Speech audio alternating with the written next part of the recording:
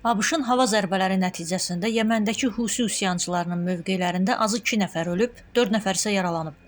Bu barədə Husi qrupu bazar günü məlumat yayıb. Associated Press-in məlumatına görə Sədə şəhərində həyata keçirilən zərbələr nəticəsində 2 nəfər ölüb, 4 nəfər isə yaralanıb. Husi hərəkatına məxsus Əl-Məsirə Peyk kanalı hadisə yerindən yayımladığı görüntülərdə 2 mərtəbəli bir binanın dağıldığını göstərib. İran tərəfindən dəstəklənən Husilər binanın daxilində heç bir görüntü paylaşmayıb, yalnız onun günəş enerjisi ilə işləyən bir mağaza olduğunu bildiriblər. ABŞ prezidenti Donald Trumpın rəhbərliyi dövründə Yəməndə Husi hədəflərinə qarşı aparılan intensiv hava hücumları İsrail-Həməs müharibəsindən qaynaqlanan yaxın şərq sularındakı gəmi hücumlarına cavab olaraq həyata keçirilib və Husi rəqəmlərinə görə indiyədək azı 69 nəfər həyatını itirib. Lakin Husilər bu hücumlar nəticəsində öz təhlükəsizlik və hərbi rəhbərliklərindən heç bir itki olduğunu etiraf etməyiblər. Bu isə Trump tərəfindən yayımlanan onlayn videodan sonra şübhə altına alınıb.